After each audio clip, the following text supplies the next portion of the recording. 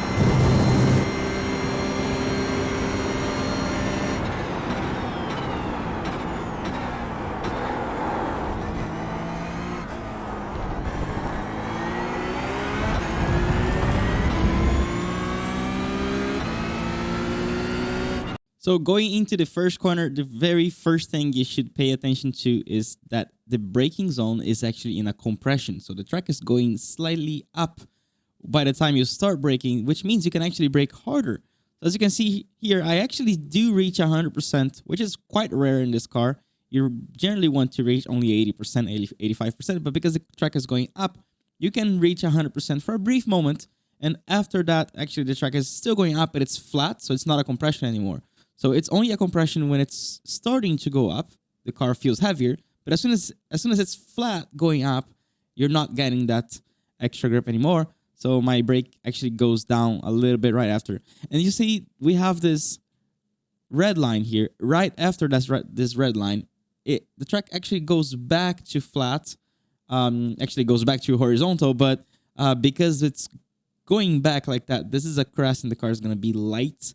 And you're gonna have a lot less grip. So because of that, you actually have to release the brakes and release and release and release and release. You see, right here I'm on top of the crest. I'm braking already 25% less than I was on the beginning at the compression. And then from here, now I start turning in. The car is still light, so quite patient, turning in a little bit late so we can get the best exit we can, especially because the Eau Rouge is gonna be flat. So the speed that we carry out of this is going to be basically the speed we're going to be carrying for the next full minute almost. So right here, as soon as you get in the compression, you kind of smash the power, not to 100%, you smash it to like 60%. And as the car kind of starts to rebound from that little compression on the apex, you're going to have a lot less grip. So it's like lots of grip at the apex. And then right after that, it snaps into a decompression or a crest, and you have no grip. The rear is going to be light. It's going to be very easy to spin. So that's why you can see my wheel going back so quickly from, say, I don't know, 100 degrees to 45 degrees. And then now it's just the rear's light. The rear's light, and I'm really just allowing the rear tires to get as much stress as possible without losing the rear and using all the track on the exit. Here at Eau Rouge, just make sure you use very well the left here, so you can prepare as much as you can the line for going up.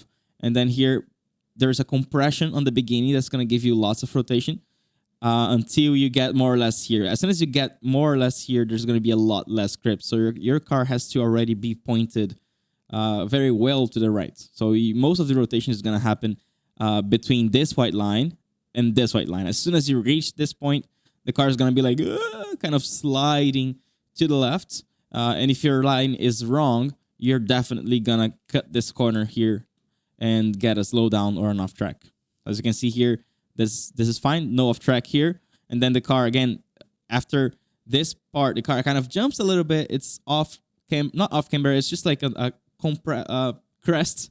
And then the car is sliding to the right. So you really want to be careful to also not get an off track here on the exit. And then we go to this corner here. I'm going to actually kind of point the car slightly to the outside because I'm braking on a straight line, but I want to use all the curb right before I turn in. As you can see, actually there is more room here. It was not a very good track usage there. But as you can see, my car is kind of going a little bit to the left because I positioned it this way when I started braking. And then we turn into the inside here, lost a little bit the rear there, and then change direction and try to use this curb here. You see, we can have this red and white, and we have the second layer. I'm actually trying to use the second layer. You can see here how the camber on the second layer kind of pulls the car to rotate a lot more, and you get a lot of rotation. You want to really bring the car to no more than half of the track here because the next right-hander is going to be more important. If you bring too much speed and you bring the car here, you're going to have to brake to do this one here, and you're going to lose a lot of time. So just make sure you bring the car maximum middle of the track, and then you already bring it back and then change direction and just lift a little bit. I short shift to 4th gear here to get a little bit better rotation on the exit. And then that is all good. No off track, nothing there.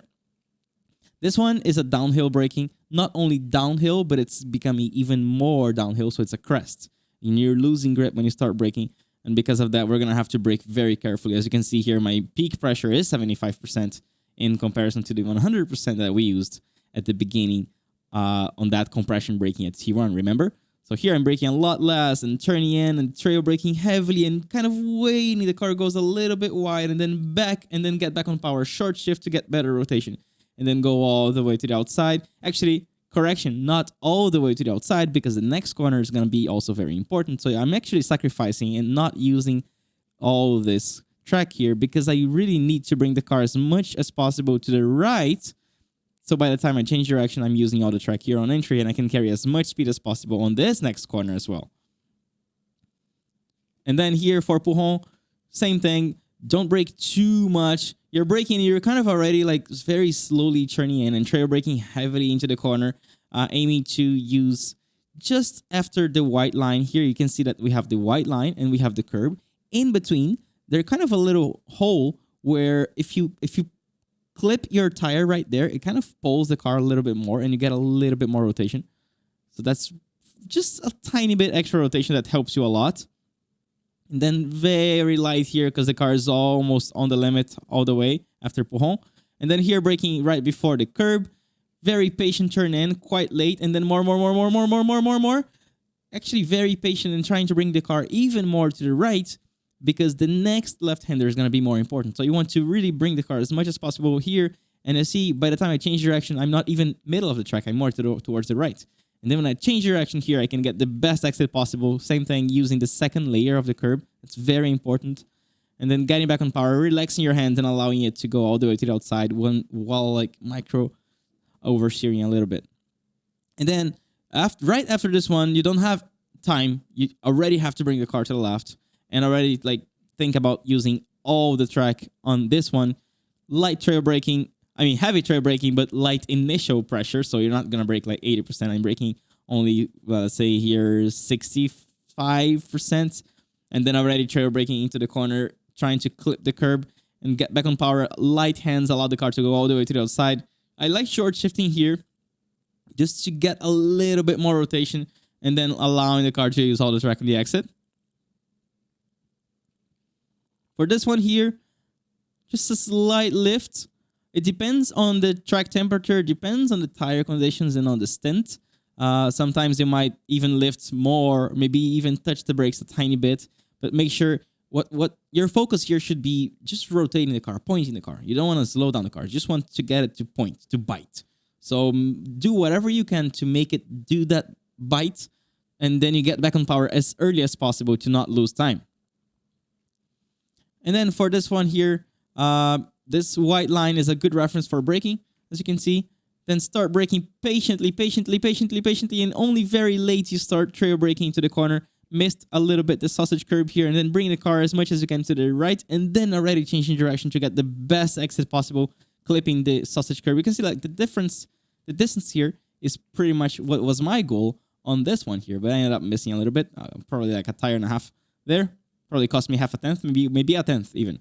And then here on the exit, there's not a lot of grip, so get back on power and kind of relax your hands and let the car go all the way to almost using all the green. You only get enough track here if you put all 4 tires on the green.